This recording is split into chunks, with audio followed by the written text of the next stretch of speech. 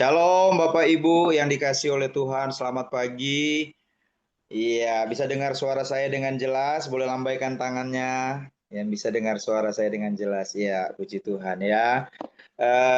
Saya sangat bersyukur kepada Tuhan.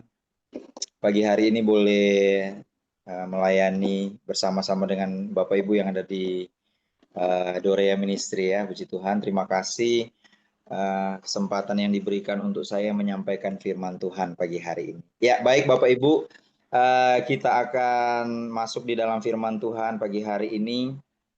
Mari kita sama-sama akan merenungkan firman Tuhan.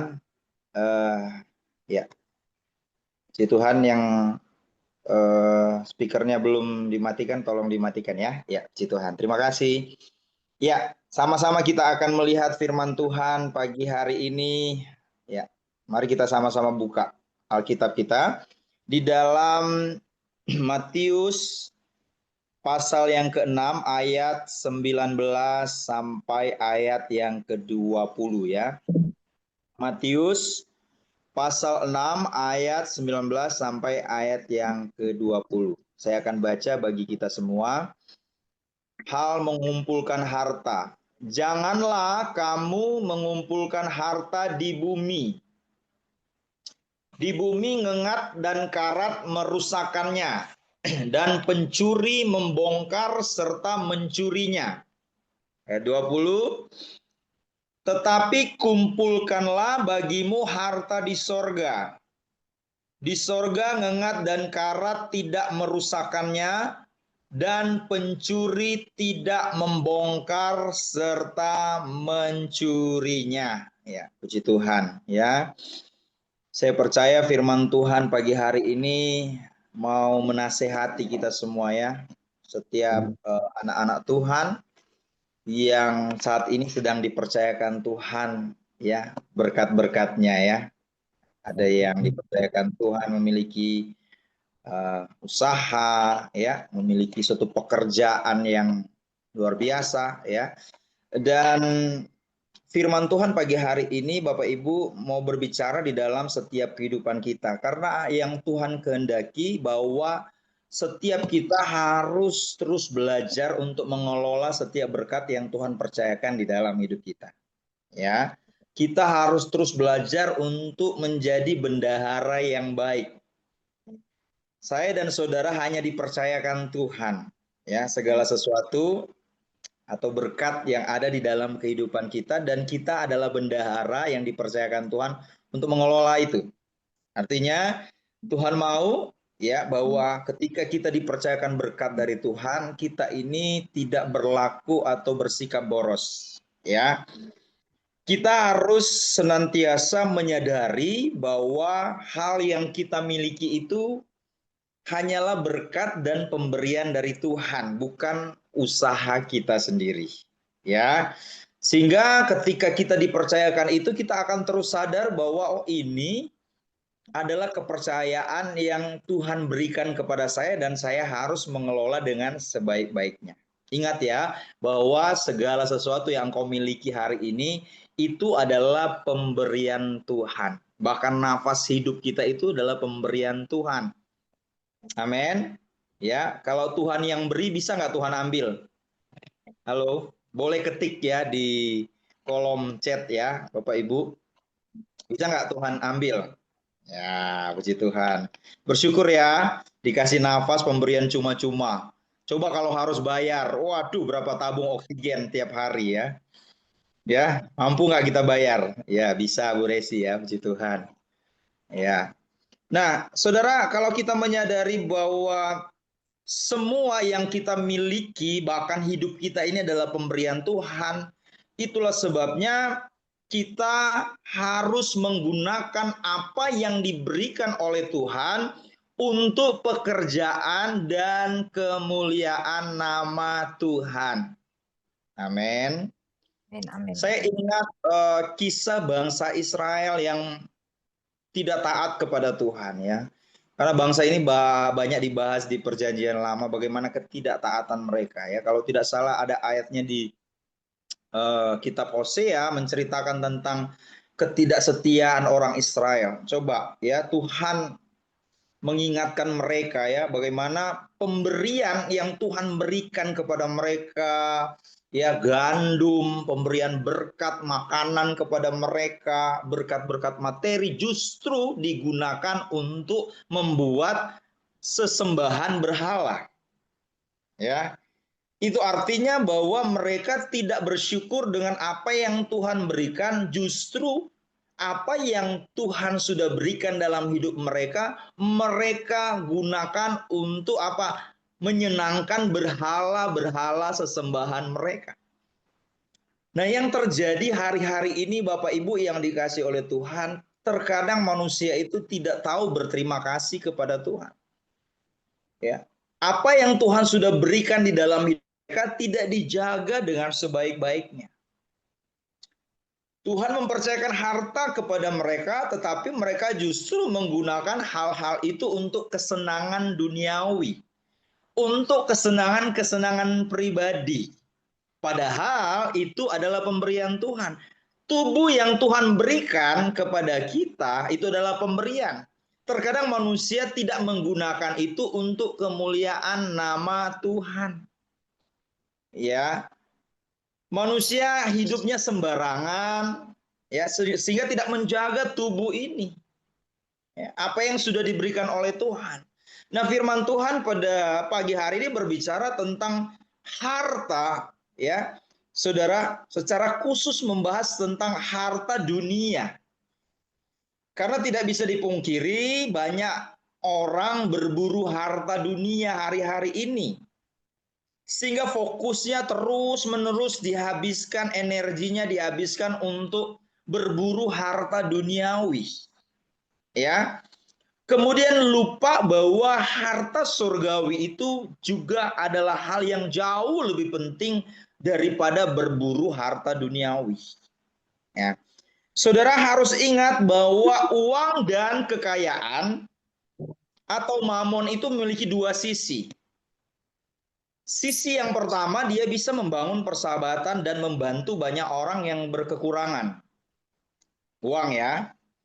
Kemudian kita bisa memajukan kehidupan orang lain lewat pemberian kita, atau kita mungkin membiayai orang-orang yang kurang mampu yang ada di sekitar kita. Itu satu sisi yang berguna, ya, positif.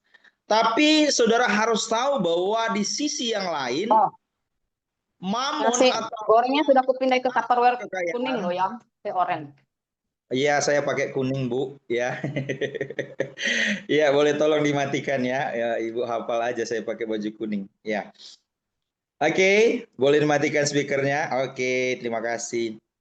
Ya, di sisi yang lain, mamon atau kekayaan atau harta itu sangat terbatas. Firman Tuhan katakan dia bisa dimakan oleh ngengat dan karat. Artinya apa? Dia punya batasan.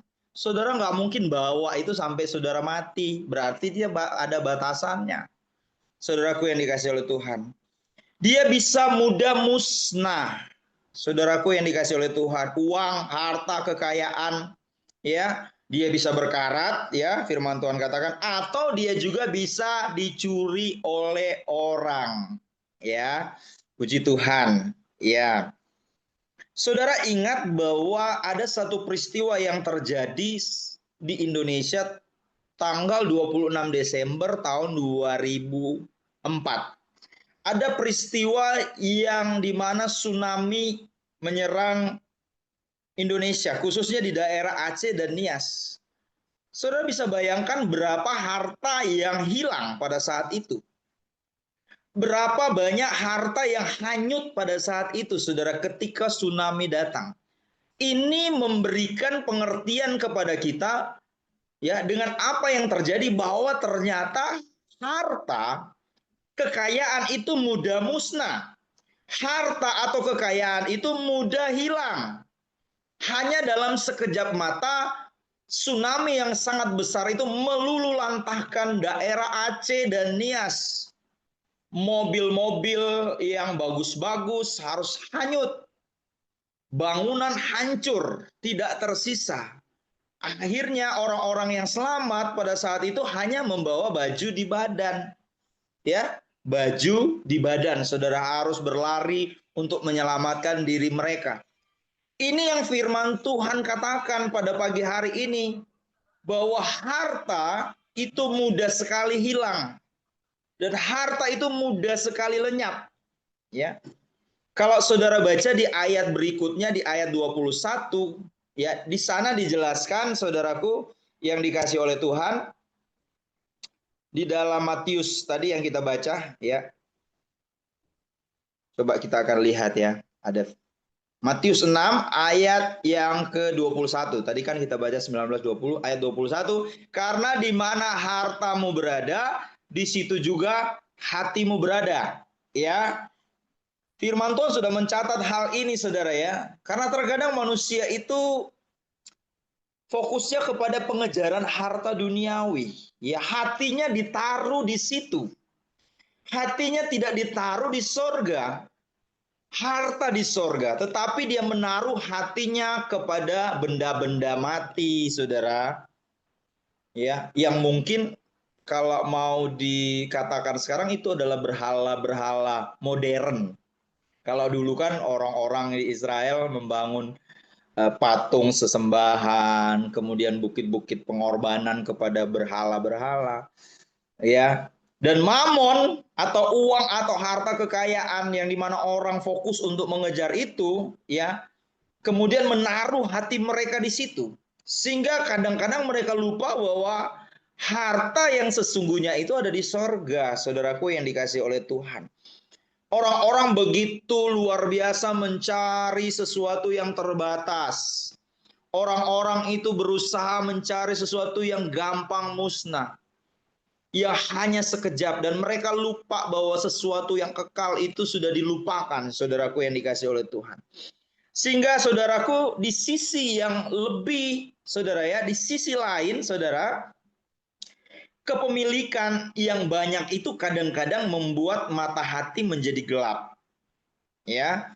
Karena begini saudara, ketika orang itu kemudian memiliki sesuatu, dia tidak akan pernah puas. Makanya firman Tuhan katakan tidak ada yang baru di bawah kolong langit ini, ya. Saudaraku yang dikasih oleh Tuhan, gak ada yang baru, saudara. Saudara beli hari ini mobil terbaru, besok ada yang lebih baru lagi, saudara. Jadi, saudaraku, kadang-kadang kepemilikan yang banyak itu membuat hati ini menjadi gelap, ya, mata hati menjadi gelap. Karena begini, ketika orang tidak puas, dia akan terus termotivasi oleh keangkuhan untuk menambah itu. Dia akan termotivasi oleh keegoisan untuk menguasai itu terus. Sehingga dia tidak pernah puas di dalam hidupnya, bahkan dia mengorbankan hal yang lebih penting demi tujuan yang sebenarnya itu hanya sementara. Dan dia melupakan prioritas yang paling penting di dalam hidupnya. Karena apa? Kepemilikan yang banyak terkadang itu membuat hati orang itu tergoda untuk memanipulasi orang lain. Saudara, ada banyak orang mencoba memanipulasi orang lain dengan apa? Hartanya. Memanipulasi orang lain dengan jabatannya. Supaya orang lain menghormati dia. Saudaraku yang dikasih oleh Tuhan. Oh, kalau saya punya kekayaan ini, orang pasti menghormati saya. Karena orang akan melihat dari tampilan saya. Sehingga dia kemudian berusaha untuk memanipulasi orang lain supaya menghormati dia. Ayo hormati saya karena saya ini orang kaya. Ya, saya punya barang-barang branded. Saudaraku yang dikasih oleh Tuhan. Memanipulasi orang lain untuk mengagumi dia. Ya, bahkan bergantung kepada dia. Saudaraku yang dikasih oleh Tuhan. Seolah-olah orang lain bisa dia beli dengan apa yang ada di dalam hidupnya.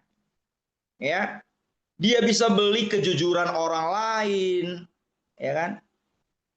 Dia bisa beli kehormatan orang lain, dia bisa beli harga diri orang lain. Nah, kita harus berhati-hati terhadap hal ini, saudaraku yang dikasih oleh Tuhan. Karena musuh utama Tuhan itu, saudara, saingannya itu mamon, uang, saudaraku yang dikasih oleh Tuhan, atau harta kekayaan. Nah, saudara, Ini yang kemudian terjadi hari-hari ini. Banyak orang coba memanipulasi orang lain dengan apa yang dia miliki, dengan harta kekayaannya. Sehingga sikap-sikap kesombongan, sikap-sikap egois itu keluar dari hidupnya. Ya, menunjukkan bahwa ini dia kebanggaan-kebanggaan di dalam hidupnya, dan dia bisa mengatur orang lain, dia bisa membeli orang lain, saudaraku yang dikasih oleh Tuhan. Istilahnya sekarang, kalau selain donatur dilarang ngatur, saudara ya. Karena selain donatur dilarang ngatur, katanya seperti itu ya. Hal yang kemudian lebih menunjukkan sikap yang tidak baik lagi, saudara, kadang-kadang harta yang berlimpah yang dimiliki oleh manusia itu bisa membangkitkan sikap yang kikir. Banyak orang yang semakin kaya, harta berlimpah, dia menjadi semakin kikir, dia menjadi semakin pelit. Saudaraku yang dikasih oleh Tuhan. Ya, orientasinya kepada dirinya sendiri. Ya, wah, saudara, ini kan saya cari dengan keringat darah, kaki di bawah, kepala di atas.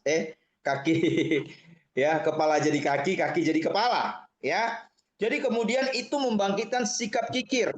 Coba saudara perhatikan di dalam firman Tuhan, di dalam Lukas pasal 12 ayat 13 sampai ayat 21, di sana diceritakan ada orang kaya yang bodoh, ya, yang disampaikan oleh Yesus, ya.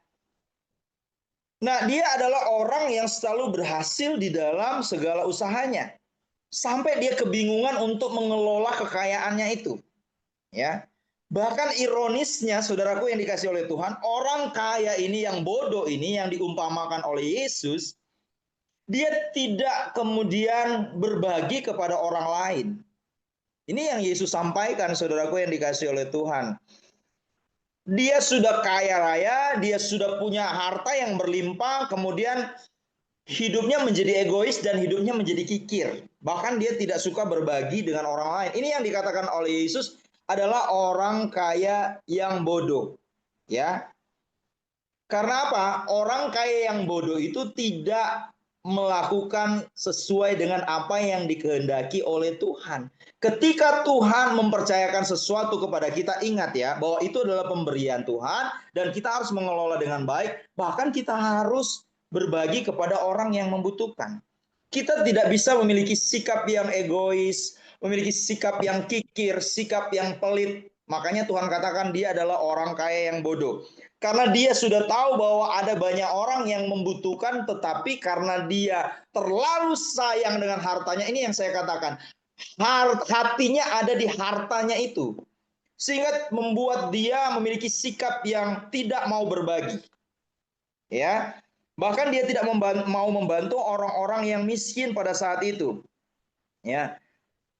Dan Yesus kemudian melanjutkan dengan memberikan penjelasan kepada dia melalui firman Tuhan. Kalau kita lihat di dalam Lukas pasal 16 ayat yang ke-9, ya, di sana dikatakan bahwa Yesus memberikan pengertian bahwa harta dan kekayaan tidak dapat membuat orang masuk dalam kehidupan yang kekal. Saudara ya. Atau dalam arti harta dan kekayaan itu tidak membuat orang itu lantas bisa menikmati kerajaan sorga bersama dengan Tuhan.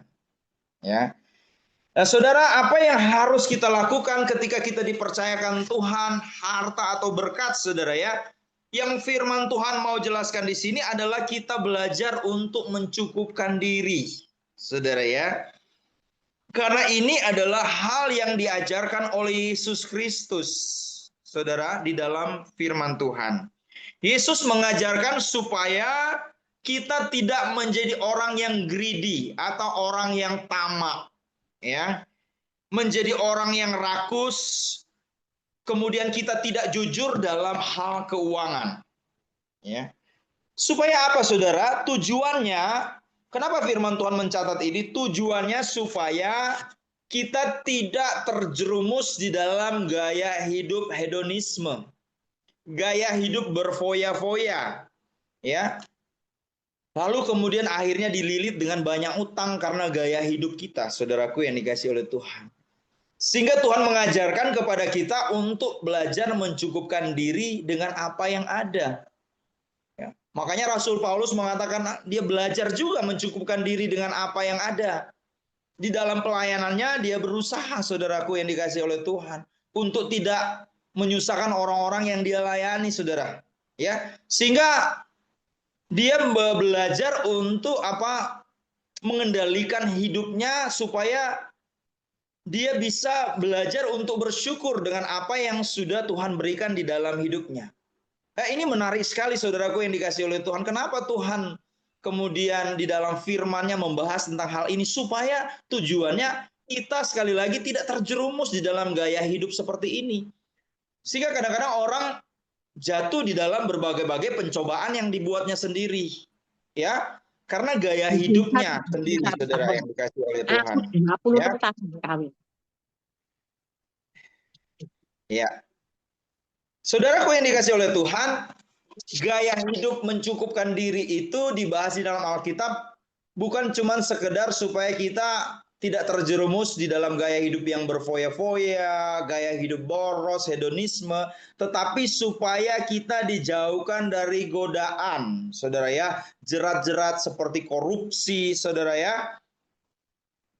atau menyiksa diri sendiri demi kekayaan, ya, dengan menjalani waktu bekerja secara berlebihan, saudara ya, atau workaholic, saudara ya, bekerja secara berlebihan, saudara ya, untuk mengejar kekayaan demi gaya hidup yang kemudian dipengaruhi oleh kedagingan dan hawa nafsu.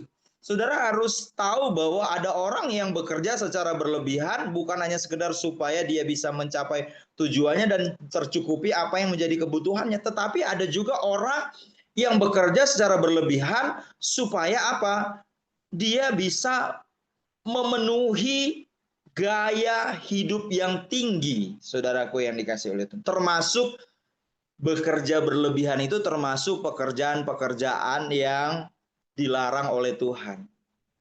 Saudara ya. Ya, ada orang yang keluar malam kerjanya pulang pagi, saudara. Saudara pasti tahu, saudara ya.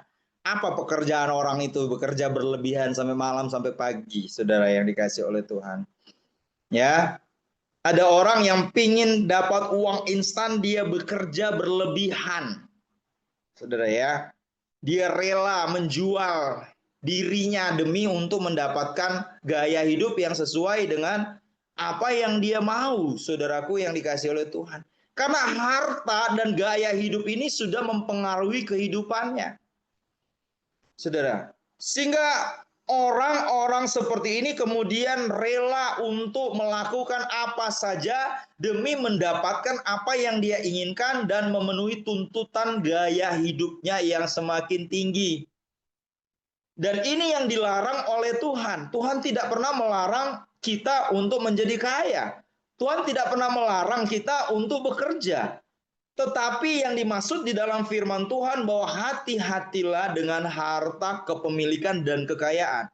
Karena hal-hal yang negatif bisa dihasilkan oleh orang-orang yang kemudian tidak bisa menjaga hidupnya dan menjaga hatinya. Saudaraku yang dikasih oleh Tuhan.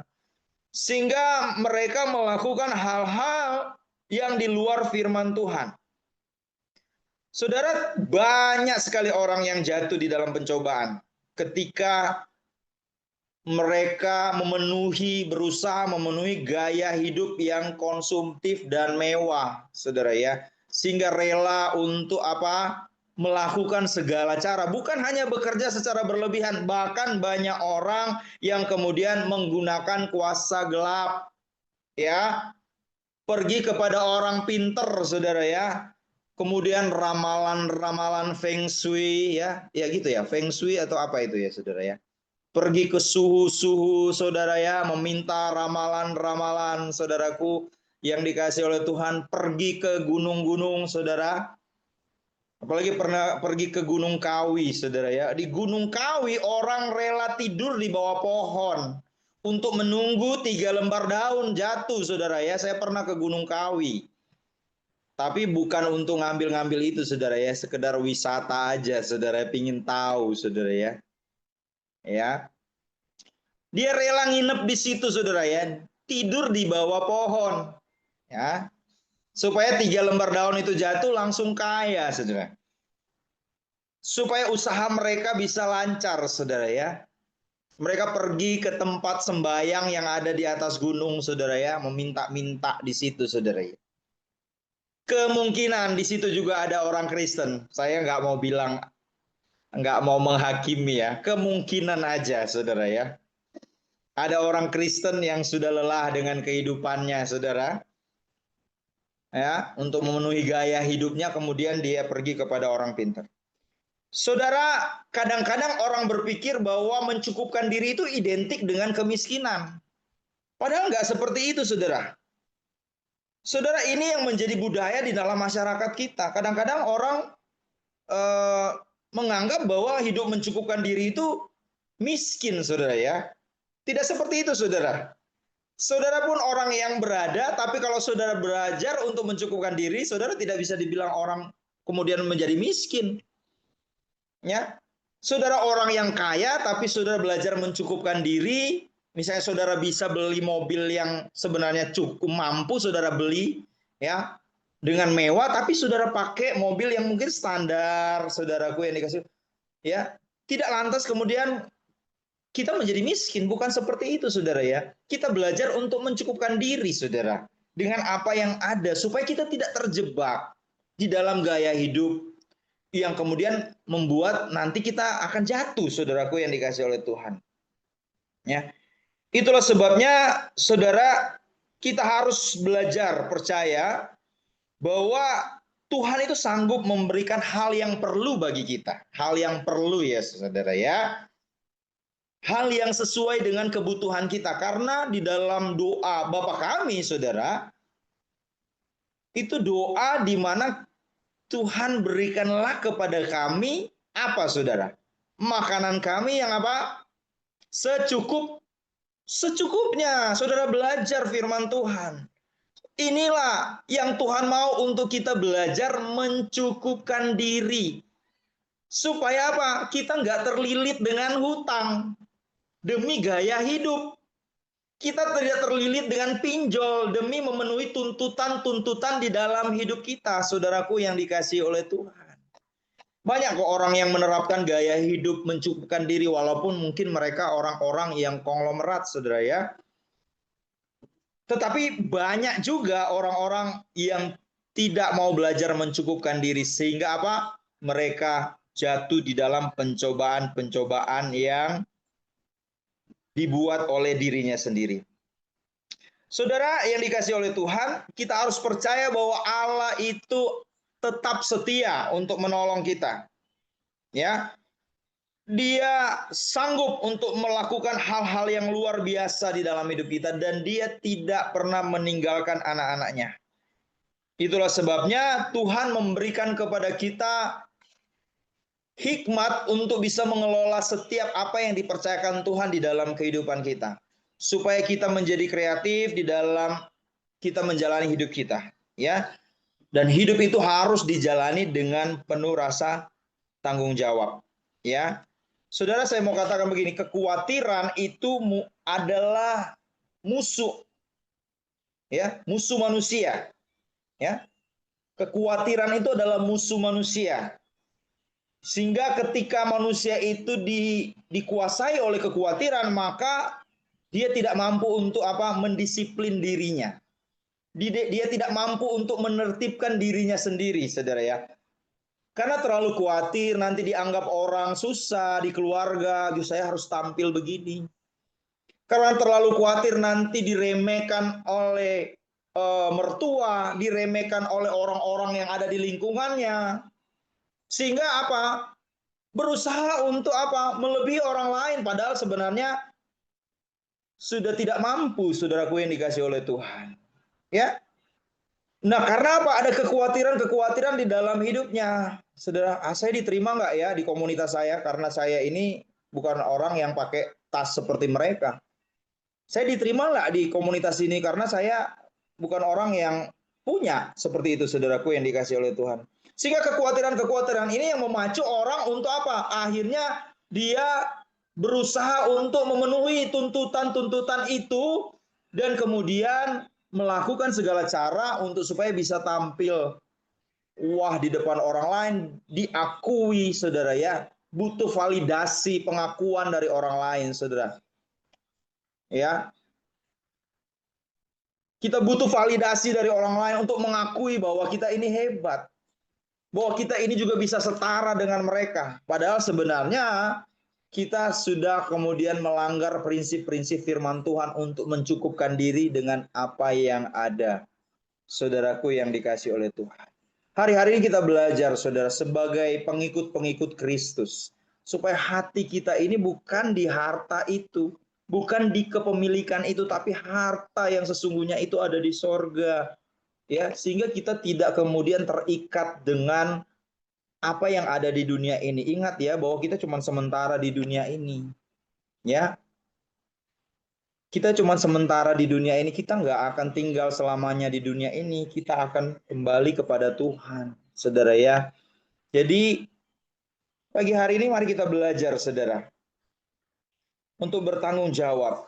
Saudara, coba saudara lihat orang yang khawatir akan masa depannya, akan hari esok, saudara ya.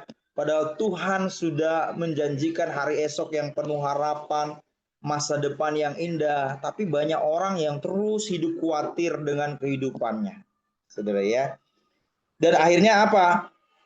Kekhawatiran itu bisa memotivasi orang loh, saudara, untuk apa? Mencuri. Benar, saudara? Ya, khawatir dia nanti nggak makan gimana ya? Orang bisa korupsi itu dari kekhawatiran.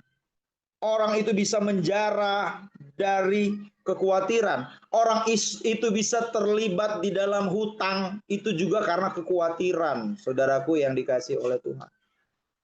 Jadi hati-hati dengan yang namanya kekhawatiran sehingga apa? Kita menjadi terikat dengan apa yang ada di dunia ini, saudaraku yang dikasih oleh Tuhan. Jadi firman Tuhan pada pagi hari ini memberikan pengertian kepada kita bahwa kita tidak perlu khawatir secara berlebihan karena kita tahu ada pemeliharaan Tuhan di dalam hidup kita. Ya. Sehingga akhirnya kita merupakan keluarga kita, kerja terus, lupa sama keluarga kita. Kerja terus, lupa sama ibadah, saudaraku yang dikasih oleh Tuhan. Ada orang ketika dia belum dapat pekerjaan, dia rajin datang kepada Tuhan. Tetapi ketika sudah dapat pekerjaan, udah lupa sama Tuhan. Ya, gak lagi datang bersyukur, gak lagi datang beribadah kepada Tuhan. Ya, tapi kalau belum dapat pekerjaan, nangis-nangis sama Bapak Gembala, Ibu Gembala ya. Tolong doakan. Ya, ketika sudah dapat kerjaan mulai lupa. Ada ibadah pagi, sibuk. Oh ya udah, kalau begitu ibadah katanya ibadah sore. Oh, sibuk ya. Ibadah malam, sibuk. Ah, saudara ya. Ya, capek, saudara ya. Nah, ini yang saya selalu katakan. Lama-lama muntaber. Apa itu muntaber? Mundur tanpa berita, ya. Muntaber. Saudara yang dikasih oleh Tuhan, ayo kita menertibkan diri kita, ya, saudara. Berusaha untuk mencari materi untuk menjadi kaya, saudara ya. Itu tidak salah, saudara ya. Karena apa? Kita juga bisa menolong orang dengan apa yang kita miliki. Ya. Kita bisa menolong sesama, kita bisa memuliakan Tuhan dengan harta yang kita miliki. Karena firman Tuhan kata, muliakanlah Tuhan dengan apa yang harta yang kau miliki, saudara ya. Tetapi, saudara, kalau kita tidak bisa mengelola dengan baik dan hati kita itu tergantung atau terpaut dengan harta itu, maka bisa berubah ya orang itu, saudaraku yang dikasih oleh Tuhan. Bisa berubah loh, saudara ya. Ya, ada orang yang masih ya belum punya apa-apa, masih pakai motor, masih rendah hati, saudara ya. Ya, tapi kalau dia udah mulai naik peningkatan, saudara ya, mulai ya tinggal di tempat yang mewah, mobil yang mewah, aduh itu bisa berubah loh, saudaraku yang dikasih oleh Tuhan. Ya. Tapi kita tetap jaga hati. Kalau saudara sedang dipercayakan Tuhan, tetap jaga hati ya. Jaga hati, saudaraku yang dikasih oleh Tuhan ya. Jangan sampai kita tidak ingat lagi dengan teman-teman kita ya saudara ya, dengan orang-orang yang doakan kita, yang mendukung kita. Ya, puji Tuhan. Biarlah firman Tuhan pagi hari ini boleh menjadi kekuatan di dalam hidup kita. Ya, ayo kita muliakan Tuhan dengan apa yang ada di dalam kehidupan kita yang Tuhan percayakan.